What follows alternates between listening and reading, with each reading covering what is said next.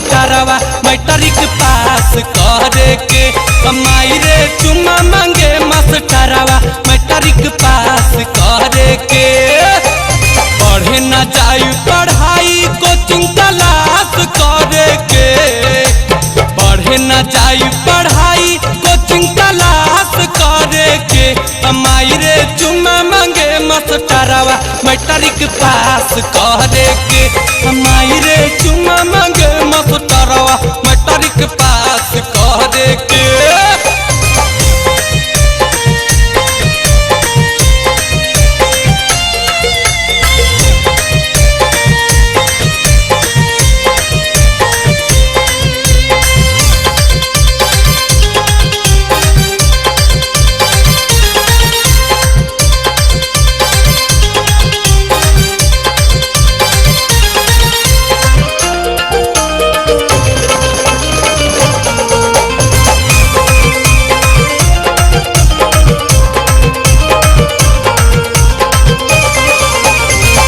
रोज फुसलावे बहकावे चॉकलेट से।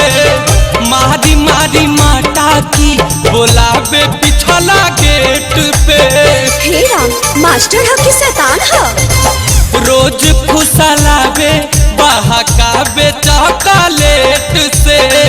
मारी मारी माटा की बोलावे पिछला गेट पे। चढ़ल जवानी के नतिया चाहे नाश करे के। चढ़ल जवानी के नतिया चाहे नाश करे के। माई रे चुम्मा मांगे मास्टरवा मैट्रिक पास करे के। माई रे चुम्मा मांगे मास्टरवा मैट्रिक पास करे के। माई रे चुम्मा मांगे मास्टरवा मैट्रिक पास करे के।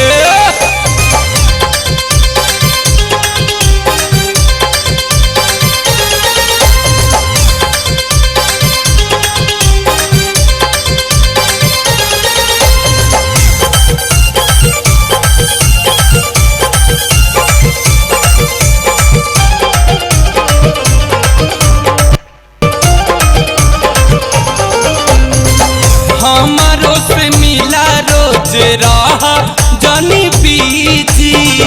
कहेला कि फेल ना होई गुमाल हो जानी जी। उनके बाप के राज है का जे पास कर रही है? हमारो से मिला रोज रहा जानी बीजी। कहेला कि फेल ना होई गुमाल हो जानी जी। पढ़े के ना पढ़ाई ना मन उदास करे के। पढ़े के ना पढ़ाई ना मन उदास करे के। माई रे चुम्मा मांगे मास्टरवा मैट्रिक पास करे के। माई रे चुम्मा मांगे मास्टरवा मैट्रिक पास करे के। माई रे चुम्मा मांगे मास्टरवा मैट्रिक पास करे के।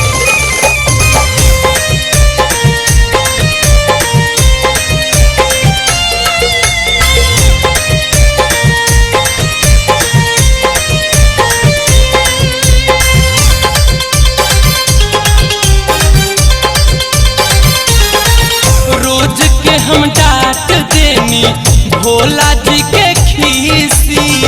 कहले अमितावा कि हिया 420। चलता उनका रिपोर्ट महिला थाना में लिखवा दी। रोज के हम डांट देनी मोती जी के खीसी। कहले परवीन मोनू हिया 420।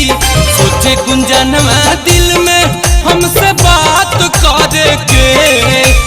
सोचे गुंजनवा दिल में हमसे बात करे के। माई रे चुम्मा मांगे मास्टरवा मैट्रिक पास करे के। माई रे चुम्मा मांगे मास्टरवा मैट्रिक पास करे के।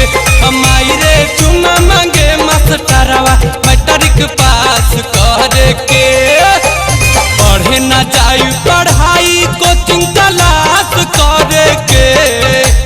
पढ़े न जाई पढ़ाई कोचिंग क्लास हमारी रे चुम्मा मांगे मास्टरवा मैट्रिक पास करे के।